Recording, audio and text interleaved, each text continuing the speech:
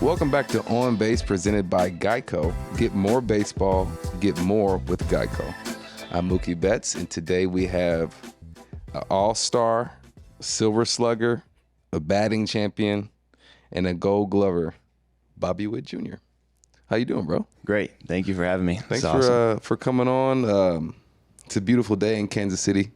It's 1,000 degrees outside. Yeah. So how do you deal with that? It's like it's cold at the beginning of the season and then blazing hot during the summer. Yeah, you get pretty much all like kind of the seasons out here, but growing up in Texas, used to the heat, so I kind of like it. So you like the heat, but what about the cold? The cold does take some time to get used to, especially with just kind of, you don't want to miss the barrel because it hurts your hands. And so it's just figuring out what you need to wear, how light you can wear your clothes but stay warm. And so I think that was like kind of the biggest thing, and then just kind of figure out different ways to keep the warm in your body. And so that was a big thing. So being in Boston, I had a couple of tricks. Like I would do I would wear 2 thermals under my jersey, and then I grew up in Nashville, which it was kind of cold, whatever, but I got accustomed to wearing 2 pair of batting gloves. And then when I was in Portland, Maine, and Boston, it got freezing, and so I would go 2 pair of batting gloves and then 2 lizard skins. Oh, anything to not hurt my hands. And so I didn't know if you had any little tricks. I know people do use baby oil. Yeah, baby oil is a big thing. We actually got this new, it was called like dry skin or something. Hunter Renfroe was actually telling us about it. He uses it when he goes hunting in the blinds and stuff. So you take your shower, put it on, and it kind of keeps all the warm, kind of how the baby oil aspect is. But it actually kind of worked. We were doing that, and then I wear like a thermal cutoff shirt and then just like another thermal long sleeve shirt. And I feel like that kind of. What do you got on the guys that don't wear long sleeves? I don't know. I'd rather be warm and sweating rather than cold. I don't understand it. When I'm sweating, I feel like that's when I'm at my best, kind of loose and ready to go. Usually it's pitchers, so whatever. So switching gears, I want to I always play a game called On Base, Off Base. It's whether you're in or you're out. So the first one is hitting a foul ball to your dad is the coolest thing you can do on the diamond. You're on base or off base on that? I think I'm on that. But also he missed the foul ball, which is a funny story. We would get back to the car. So in Texas, I'm staying at home. And so we get in the car and I just see the ball in the center console. I'm like, where did that ball come from? He's like, you actually hit it. I'm like, what? He's like, and then my mom's like, oh yeah, your dad missed it. He missed it. So it was funny how it got up in the suite. But you didn't even notice it. Do you watch foul balls? Not really, no. Either. Yeah, I can't. I just try to, especially with the pitch clock. I hit it and I'm like back in the box. Because you got to like mentally think about what just happened. You got to process a lot of things in that time. Like you said, the pitch clock, you get 15 seconds or whatever. More times than not, I feel like when I hit a foul ball, I'm like, all right, got to start earlier, a little later, whatever it is. And so it's just little things, just trying to get back. How often does Pops come to games? He tries to get out quite a bit. He's actually out this week and stuff and everything. So, but he likes to come out whenever he can. He's still an agent, so he's out seeing all of his guys.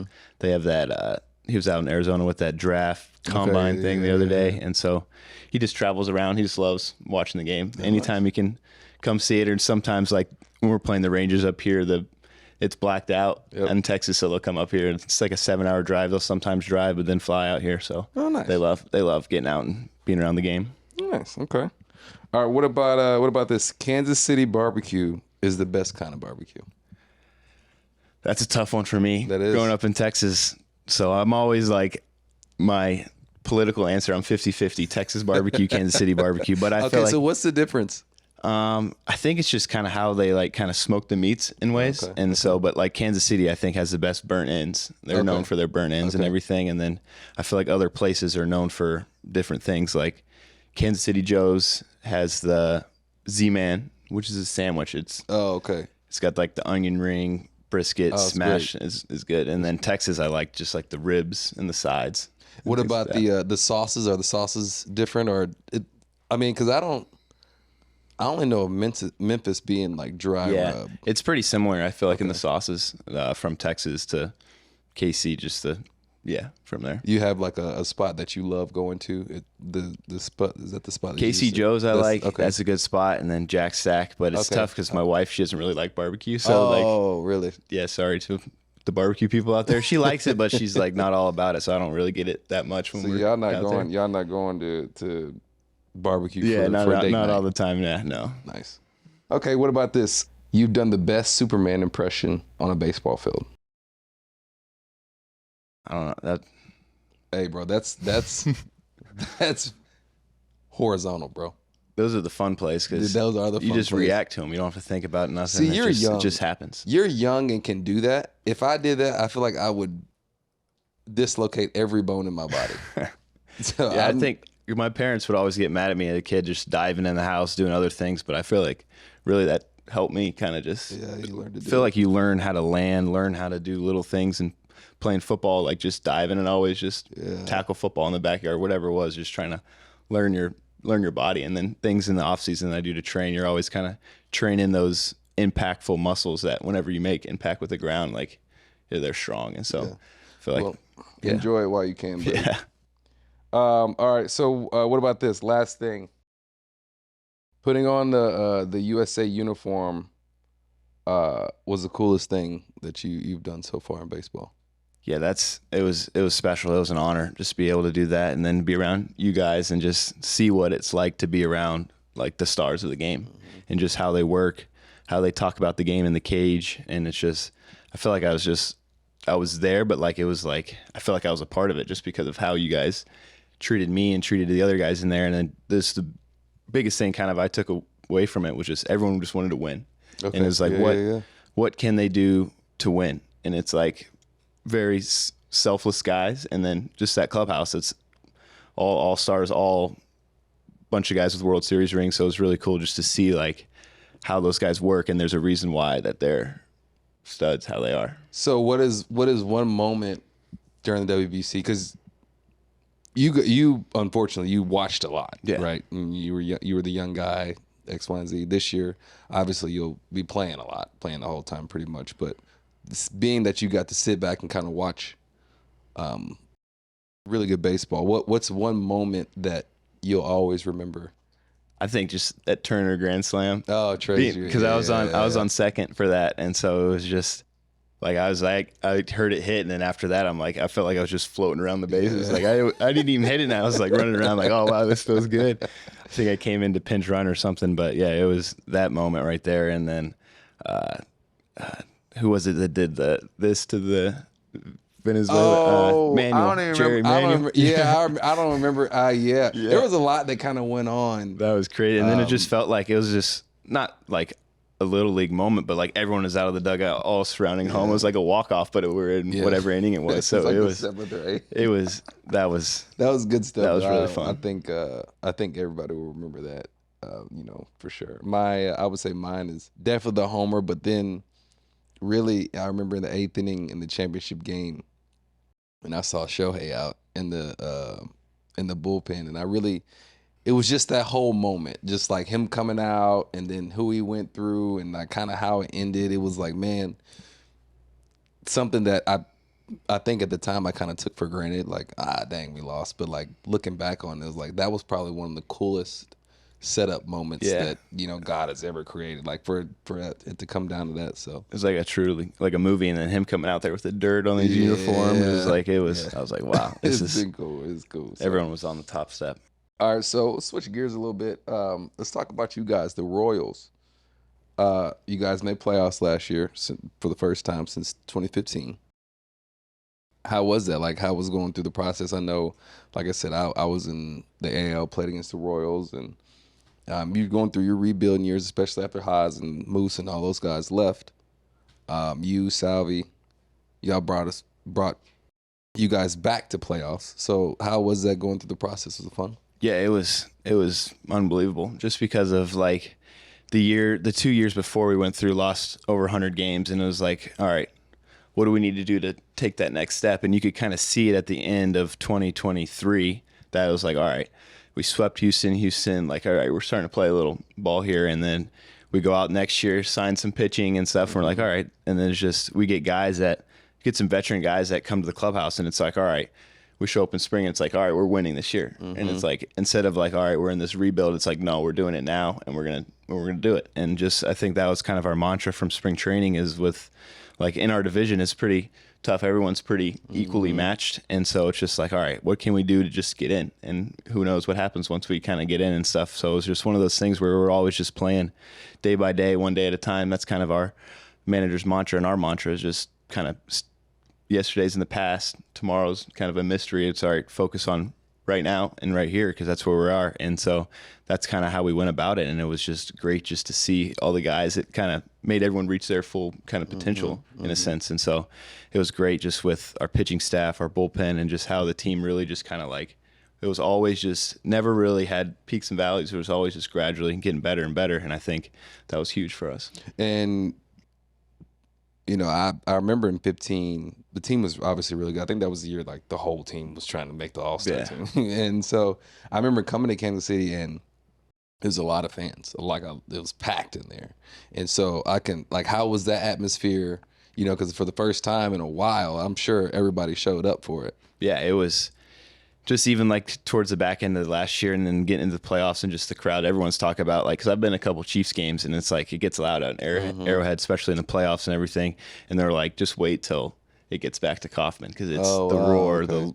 It was crazy. And then it was just from pitch one, it was like there's no, like, it was always kind of this, you've been around playoff games and atmospheres, just the stadium kind of shakes when something crazy happens. And it's playing the Yankees. So it was really cool just to do that. And even like going on the road and playing the playoffs, those atmospheres are great, because it's like everyone against you. And I feel like I love that. And it's fun whenever things like that start to kind of happen. Were you nervous during, and not necessarily like nervous, like, you know, but anxious, nervous, whatever it is, you know, for the playoff series? I feel like it's more like the days leading up to it that I'm always like, even like opening day, I'm like, all right, let's go, like wait. And then that first pitch happens and everything kind of settles in. It's like, it's the same game. Been playing since I was little, just now bigger stage, brighter lights. But now it's just, I feel like once the game starts, I'm like just in my happy zone. There's always those jitters, you gotta have that. And so that's what makes it fun. But yeah, definitely I feel like the times leading up to it, because I feel like you have a couple more off days, I think, in the playoffs or whatever it is. And so, like, when we're in New York, it's like, all right, we're waiting. Season ends, you got an off day. You're like, waiting. It's like, that was the time where I was like, all right, I'm maybe a little anxious now. That's yeah, because the waiting part is easier for me, because it's like, all right, you know, whatever. But, like, when it gets there on the game day, and maybe it's, I don't know what it is, but sometimes I just get, like, this anxiety, like, all right, come on. We got to go. And maybe it's because it matters now. Not that it didn't matter before, but like there's an end. There's an end to it now. Like usually during the season, you'll you know, you got tomorrow, you got tomorrow, you got tomorrow, you got tomorrow. And I had to kind of learn, you know, going through playoffs, like, yeah, you don't have tomorrow, but you have to treat it like you have tomorrow, you know. And so that was like a learned behavior for me. And fortunately, you know, I've been blessed to be in playoffs a lot. So it took me a little time to learn it. But, you know, obviously you played great. You handled it really well. And obviously that's just the playoffs. I want to go back before that, the season you had, which was crazy. I think it's one of the best seasons in shortstop history. But unfortunately, you didn't win MVP with Judge. You know, that what he did was ridiculous. You know what I'm saying? I had that same situation with Acuna, but, you know, it kind of sucks because it's like you did all you could do and somebody just did better, you know? How was that? Yeah, at that point, you just kind of tip your cap. It's like, man, this is incredible. Just as you're watching history, too, over there. Just what he's done and what he's doing each and every year, this year, last year, years been past. So it's fun to watch and just see. And it always motivates you, because you're like, all right, what can you do to try to get to that level? What do you need to do? And it's just, I feel like with him, it's just how consistent he is each and every day. It's like, but it's you too. Yeah. It's you too. I mean, you hit 330, won a Gold Glove, won a Silver Slugger. And then that's your second season of 30-30. So when you get on base, I'm running. I don't really care who's pitching, who's catching. Yeah, and for the most part, I'm running. For the most part, yeah. But I feel like I've been trying to get like kind of tips and cues from like what do I need to do from the pitcher, or what the catcher does, or this and that. And Whit Merrifield was really good at that. And he kind of helped me my first year with that. It's like, all right, if it's whatever, back shoulder, this guy, toe up, whatever it is. And so, because it's like 2 years ago, I was like, I got thrown out. I think I led the league, or maybe led the league the past 2 seasons, getting thrown out, whatever. And I think I stole 49 bases 2 years ago. I was like one away from 50. I was trying hard that year. But it was just like, all right, why I'm the the so-called fastest guy in the league. Why am I getting thrown out? And so then it's like, all right, I go in the off season, like, what do I need to do to get my jumps better? What do I need to do to just study pitchers more and just add that into my routine? It's just, which I feel like it's been better now, just the success rate and everything. And so that was something too that was cool to kind of learn about. It's like you got your infield routine, you got your hitting routine and everything. It's like, maybe never thought I needed like a little base running routine just to get in, talk to our base running coach. All right, what do we got today? And then, all right, take 5-10 minutes and then boom.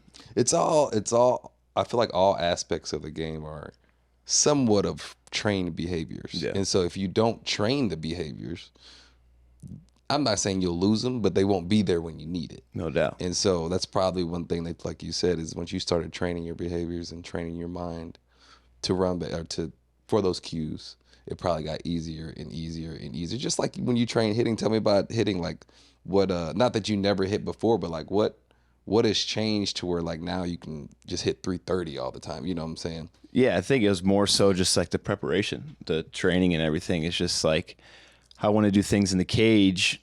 Yeah, I want to make sure my swing's right, but I also want to do things in the cage where it's harder than the game. To when I get into the game, it's like, all right, it's not an easy game. Yeah. So maybe it's like the fastballs that are really way too fast. Yeah, and the curveballs are way whatever it is. And so it's just making those, just because this game's so hard, it's just how can you make it easier in a sense. And so I feel like for me, it's just being able to get into a good routine with that and just figuring out what type of pitchers. If it's a sinker ball, then do nasty sinkers. If it's a vert guy, do whatever it is. But now all pitchers are throwing the 3 fastballs. So it's like trying to pick and choose. What am I going to pick and choose? What am I going to do with that? And so, just kind of training to where it makes the game a little bit easier. I think that was a big thing for me. And do you do that in the off season or just during the season? Yeah, both. I would say both. Kind of off season more so just kind of like how consistent can I get off this pitch or whatever it is one day or the other. And then in season, it's like, all right, kind of focus on the guy that's on the mound that day. Let's switch gears a little bit. But before we do, it's time to bring relief and get more baseball, get more with Geico. Let's take a look at some of the wildest moments caught on camera at the ballpark and give fans relief from stress of a big game. So look up here. This is Dylan Dingler. Oh, wow. What? Can we show that again? See, like weird stuff like that, I mean, there's nothing you can do about it, And then as the hitter, it's like, ooh, you thought you were going to get another chance, right? The play's supposed to be made, and then it's like, oh, it doesn't. And it's like that little false. Yes. You feel like, ooh, I got another chance, and then he catches it. That's one. Let's look at this one. See, that's how you know you the man. You got a seat installed that's awesome. Into the dugout. And he's probably one of the coolest dudes I've met, and like as far as managers and just people around the game. Yeah, I've heard nothing. Have you ever met and talked to Terry Francona? Pretty sure, yeah. During when he was kind of doing his stuff with Cleveland, just a couple years ago, but talked to him a little bit like before a game or whatever it was. BP got to meet him and everything, and so, but yeah, he had the seat too. I think in Cleveland. But have y'all been to Cincy? Last year we went. Yeah. Did he have? No, he wasn't there last year. So yeah. I guess this is the first year. Yeah, but. Yeah, that's crazy. That's cool. All right, so let's switch gears a little bit. Again, the Royals have a really big fan base, obviously, but there's a lot of celebrities as well. Jason Sudeikis, Paul Rudd have been involved in the team a lot. Do you get to see these guys and talk to them? Yeah, actually, a bunch of them, they do this thing called Big Slick, and they all came out. It's like a charity event, but they do like a little softball game before our game at the stadium, and then the next night they do like a big event, I think at the T-Mobile Center over there. And so, but yeah, it was really cool just seeing those guys come in, like Ted Lasso. Oh yeah, he's for sure. Yeah. One of the big fans. Rob Riggle, like you were saying, Jason Sudeikis, all those guys. It's just really cool because you see them on TV, and then they come in the clubhouse or whatever, or on movies, and they're like, man, I'm a big fan. I'm like, oh, you're a big fan of me? And then they're like, oh, I'm nervous. That's what they were talking about. Like, they were being nervous. I'm like, you're being nervous. You're on TV. You're in Hollywood, whatever, for your living and stuff. So it's really cool just to see in this, all the people from Kansas City, really. It's really, it's crazy just like looking at it, and you see all these celebrities that are out there playing in that game, and you're like, wow, from Kansas City, have Kansas City ties, whatever it is. So it's really cool just to see. So do you get to talk to these, or not, I mean, maybe not necessarily talk to them, but like hang out with them, go to dinner? Have you became friends with them, or is it just too busy? Yeah, kind of more so just like get to talk to them during that time, and then you feel like I'm starting to build relationships with them. Haven't really been here too long yet, but just kind of like, just building those relationships, kind of creating those ties. And like Eric Stone Street, he was in Modern Family. I don't know if you know him. Been kind of getting closer with him too. He comes here because he comes over to our side, and I think he knows. Yeah, he lives out here now, so from here, so it's cool just to kind of talk to those guys and meet those guys. And they, it's weird, like you said, because they're so famous, right? And arguably more famous than we are. And for them to come in, and especially in LA, you see, so many people come to games, and like you said, they come and say they're fans of ours. Like, well, what do you mean? I'm not doing anything. I'm just, I'm a big fan of yours. So at least let you know you're doing something good, right? Yeah, it's really cool. So I want to go back to you. I want to talk a little bit about you when you were a kid from Texas. And as you grew up, did you play all sports? Yeah, our football, basketball, baseball. And you did those through high school? Football, baseball in high school until my sophomore year, and then it was just straight baseball. Why'd you stop? Just for me, it's just Texas is kind of year-round sport, and so it's just like you had your summer work or football.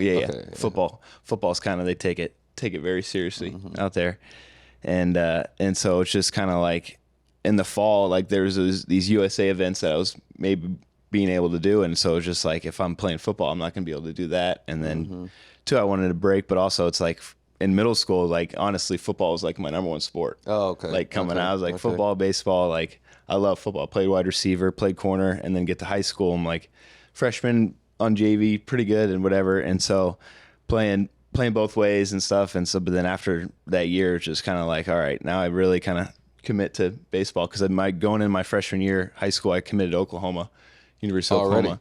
To play for baseball. For baseball, I thought you said your best sport was football. But like baseball, like I saw the end goal for baseball, but football, I was like, I don't really know. But my goal and dream was like Kyler Murray was there at the time, like do both, do all those things, and so so then committed baseball at that point, and then after that year, it's just kind of like, all right, I'm locked fully in on baseball. So did your folks make you stop, or you decided to? It's funny because like my mom kind of wanted me to stop playing football, but my dad was like, you keep playing it, because I was pretty good at it and everything. It's just a sport, I didn't want to ever quit something. And so just that feeling of like, I was almost like, all right, I retired from football in sophomore year of high school. Yeah. But and I just like, it was like almost felt bad for just not like, it was so hard for me to go up to the coach saying like, I can't play, because he'd always come up to me like later on in high school, be like, hey, you want to come out and punt?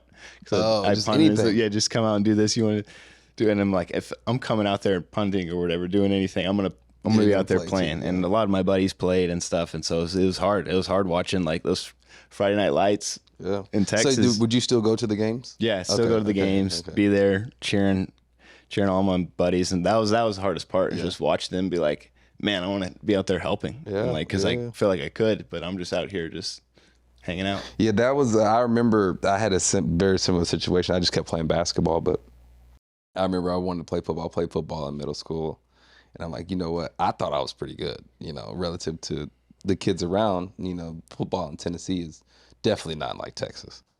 And so I'm like, man, I'm going to keep playing. And I remember going into my freshman year, I was like, Ma, I'm going to go play football or whatever. Keep playing I'm playing all sports. And she was like, nah, you can't play football. I'm like, Ma, what you mean I can't play football? I'm going to play football. She was like, if you go out and play football, you cannot come home.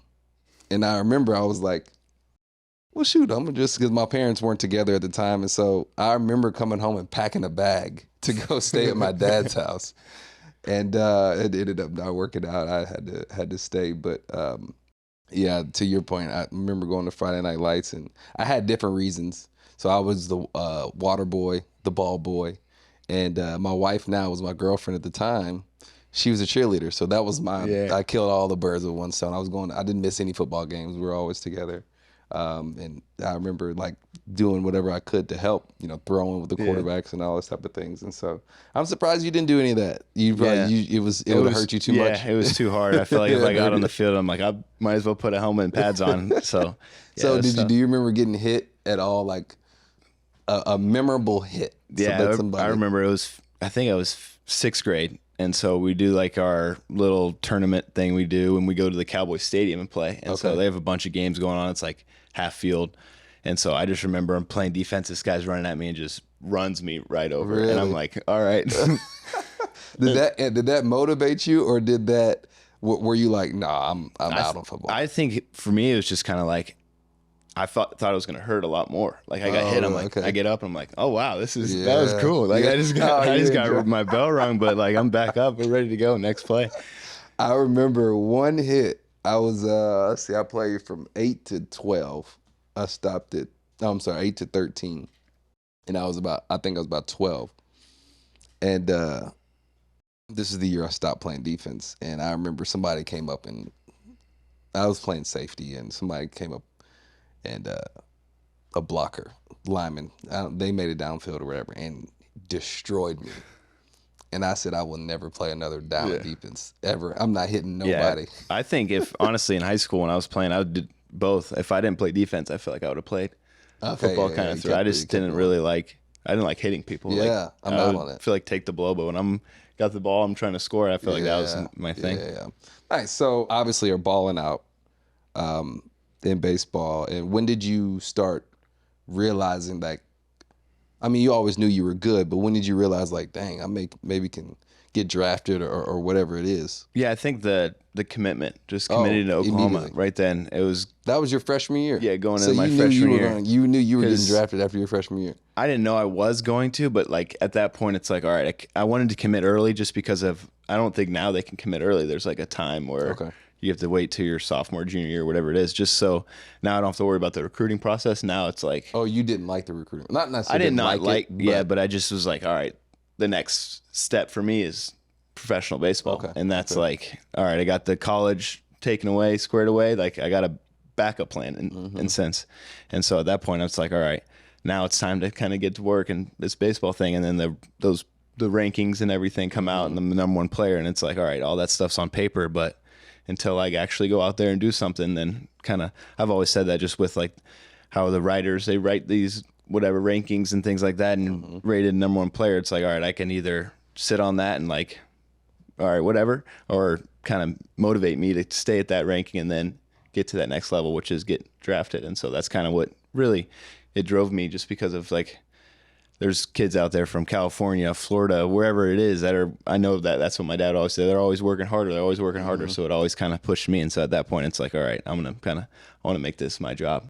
And having Pops, he played 15, 16 years? 16 years.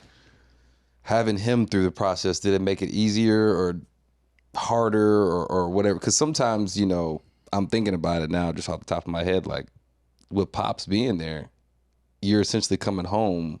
And not that it never turns off, but like there's not, because he's there playing baseball or thinking about baseball, agent, doing all this with baseball. Like, did you ever have a getaway, or what was? Yeah, I think that was just with the other sports kind of growing up and everything. Even as you got older too? Yeah, I just like, whether it was like in the off season or whatever it was, I was always kind of, whether it was training wise, I kind of got away from baseball in a sense. And so it was good to do that, but also it was like I knew that this is what I want to do, so I want to kind of try to play my cards and push them all in one basket. And even though you get away from it, you can't really get too far away. No doubt. And then because with my dad, baseball's always on. We're always talking. We were always talking about it, like always watching games when the playoffs came on, whatever it was.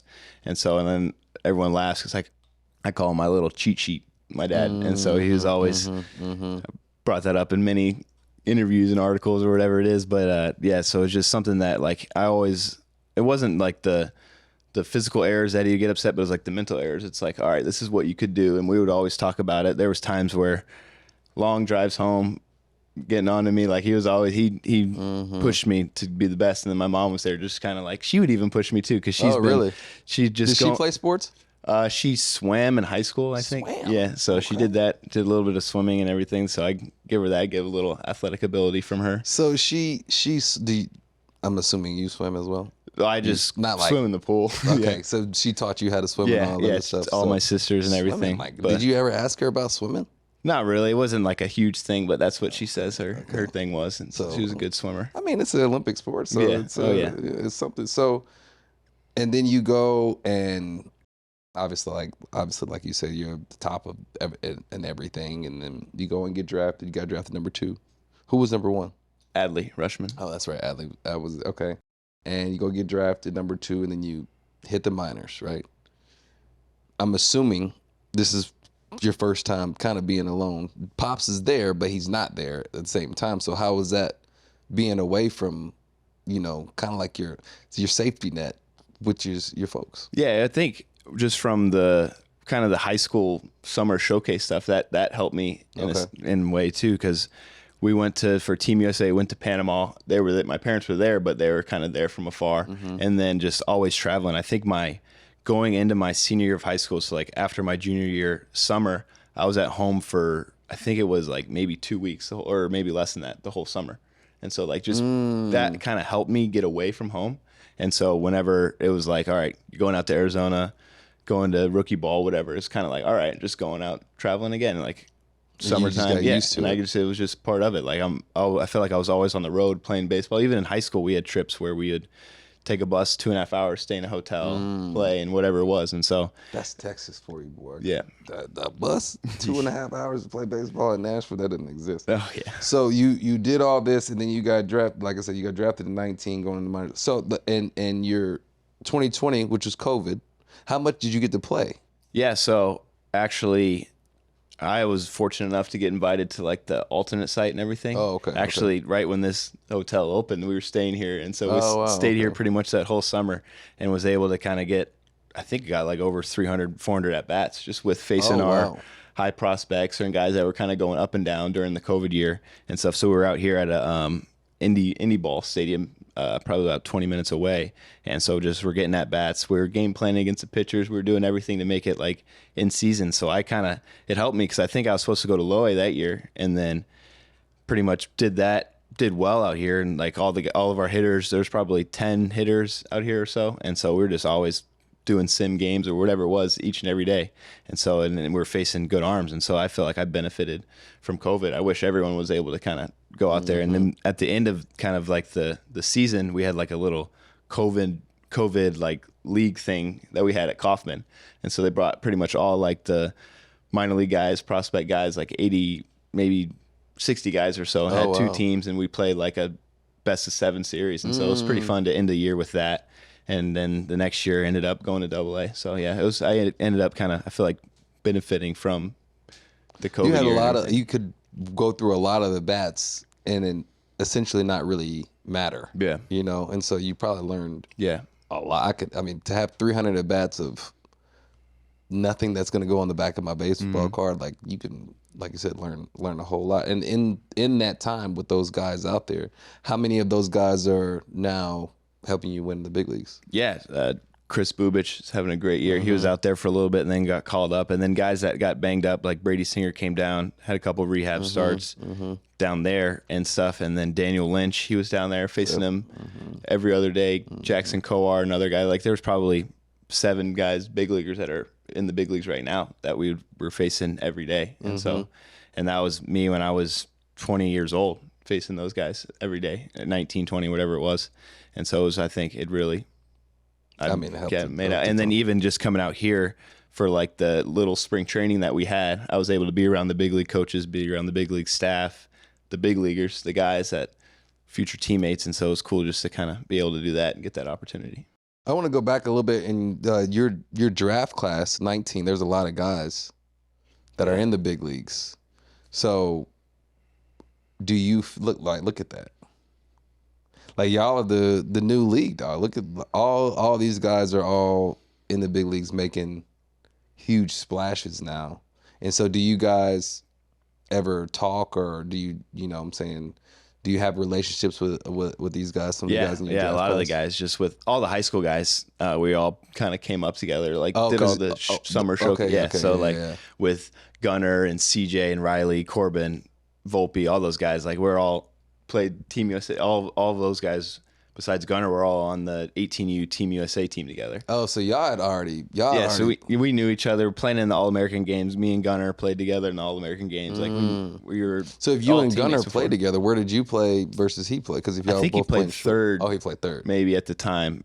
And you played short. Yeah, we both played short, but okay. then I think at that game he played third or something. Okay. Yeah. Okay. So is it? I mean, do y'all, when you go play against these guys, do y'all go eat, or do y'all, is it anything? Kind of more just talk before the game. Okay, gotcha. Yeah. Gotcha. Yeah. And that's really neat. You know, going back and looking at my draft class, and I remember, you know, just coming up and you see a lot of the guys through the minors, and you develop relationships. These are the guys you're gonna essentially do life with. You'll know them for, I mean, since you're 18 until you're 40. Yeah. You know, and then you'll become really, really good friends with these guys. But going into now, you have a lot of top prospects as the game keeps evolving, and you have you guys' top prospect, which is Jac. How do you say it?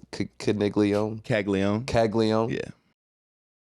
He's all world, and he's gotten all the hype and whatnot.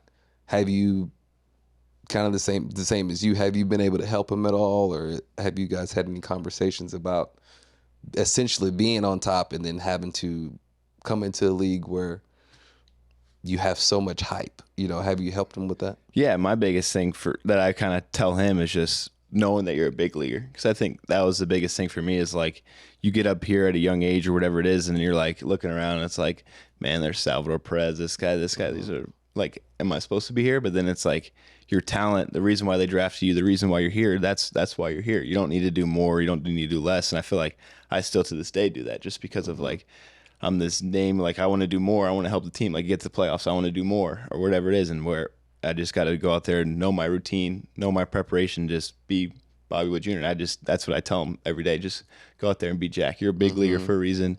Look at you, like just go out there and enjoy it. And because you never know how long this game's gonna kind of last, because it could be over like that, or it could be you could play for 20 plus years. And so just really, I think for him, it's for me telling him, it's like at the beginning I was like, all right, each and every day I'm gonna tell you one thing about like the big league lifestyle, whether it's like, all right, wear pants on the road or whatever, just be the first one or be on the first bus, whatever it is, those little things that like with my dad being there, I knew, and some guys didn't know, like they're getting on the last bus, whatever, as a rookie, whatever it is. And those little things, you know how it is. But now it's just like, all right, now telling them like, you're a big leaguer. That's just know that, get that in your mind, and just everything you do, everything, because last year was in college, everything you did there got you to this day, and it's, keep doing that. Don't try to do more. Don't try to do less. And so I think that's been a big thing for him. What's it like for you personally, assuming a leader role? You know, I'm sure you didn't come in and say, I want to be a leader, X, Y, and Z. And I'm sure Salvi does take a lot of that leadership role with you. But what's it like for you? You know, I mean, because I remember when I was young and, you know, you start playing well, and I didn't ask for a leadership role. It was kind of like once you start playing well, you just kind of have to take it. And at first, I didn't know how to handle that. Like, I don't know. I'm not in charge of other people. Like, that's not what I'm here for. I'm here to take care of my job. But once you start balling, man, you start kind of becoming responsible for rules and regulations and, you know, everything around the field, around the game, relative to your team. And so what has that been like for you? Yeah, it's been, I feel like, different just because of, like you're saying, like you're this young guy. Like you don't want to be the one that's telling guys that are your age what to do or whatever it is. So that's kind of not, I'm not really a big vocal guy too. So it's like, I want to make sure I'm doing things for myself to get ready to help the team win and go kind of lead by example in a sense. But also it's like, I want to be there to help if someone just needs talking to or whatever it is or anything. And so I'm still kind of figuring that out and just trying to just make sure that I'm managing myself, but then managing guys around the team, because Salvi's the captain and everything, so guys go through him. But then it's like, all right, maybe some guys look up to me and like, what do I need to do? And so it's still trying to figure that out. But also I want to make sure that I'm ready each and every night to go help the team win. And feel like for me, when I'm doing that, that's my way of kind of leading in a sense. What's it like? What's it been like playing with Salvi? It's been amazing. It's just, he's just one of those guys where he walks in and it's like, all right, there's Salvi. He could go 0 for 4 with 4 strikeouts, 4 for 4 home runs. He's going to be the same guy after the game.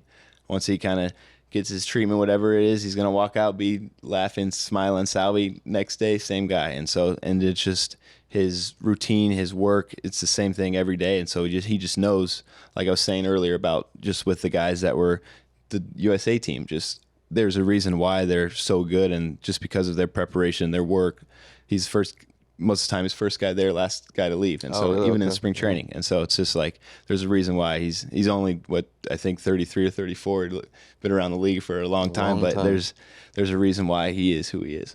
Salvi's only 33 or 34? Yeah. Wow. I thought Salvi, this has got to be his 18th year. Yeah, I know. You know? So he's just a year older than me. So yeah, I mean, it's awesome. I know every time I see Salvi, it's just like you said, it's just big infectious smile. I mean, he's obviously been a Royal for his whole career, so he just bleeds, royal blue, you know, and I can only imagine really playing with him. It's got to be fun. He's got to keep it loose and having fun in the clubhouse. I know for sure him going from, being on the team in 15 and then going through these little stretch, and he's got to be leading you guys because he knows what it takes. And so has there been any advice or anything that he's kind of talked to you guys about? Yeah, it's just for as far as getting you guys back there? Yeah, it's pretty much like I was saying, just show up to the field just with we're going to win each and every day. Just have that mindset. And he said that was the mindset of that 14 and 15 team. It's like they showed up to the field like in the years past they weren't great, and then they showed up and they're like, all right, we're going to go beat them today. We're going to go beat up on them tonight. And so like just having that mentality, no matter who you're playing or whatever it is, like could be playing the last place team, first place team. It's like you show up the field, don't take anything for granted. You're in the big leagues. Like this is a great opportunity. And that's something that I feel like for him, he's never taking playing in the big leagues for granted. That's what makes him so special and just kind of just who he is. And they've been having a bunch of those reunions from the 14 and 15 10-year reunions. Oh, okay. You got a bunch of those guys come back and just the stories, and it's the same thing. It's just, all right, we came to the field ready to beat up on another team, and we didn't take for granted that we're in the big leagues, and we went out there and just went out and had fun. And so that was the thing. That's what made them so, and they were so close, and those guys are still so close just coming back 10 years later. I think that's like you just hit a big point, is like it takes more than just playing well, like it takes more than just playing well at the right time. It takes more than talent.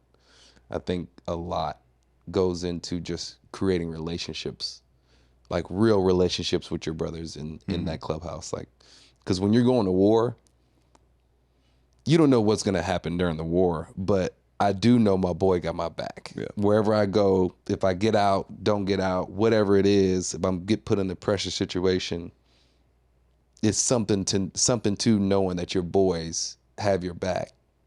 And I think, as you're going through your career, and you'll be very successful as you always are, but just know that like maybe that's a way that can help you lead, is just really just bringing the guys together. Yeah. That's not even doing anything, but just going to grab a glass of wine or go eat or whatever it is. I'm sure you guys do all that, but like really be intentional about it, because that really does change when it gets down to the 7th inning with 2 outs and a man at third, and whoever's on the mound, we just went to eat 2 days ago, whatever, like, where we talked about this same situation, that does matter. So that'd be a little bit of advice I have for you, is like just get the guys to congregate, 100%. Hang out in the cage. A lot of people, it's hard because everybody has their own life going on.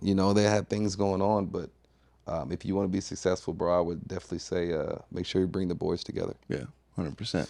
So I do, before I let you go, there was in the Players Tribune, you wrote a story about batting stances. Well, I think that was just a piece from like how I got my swing.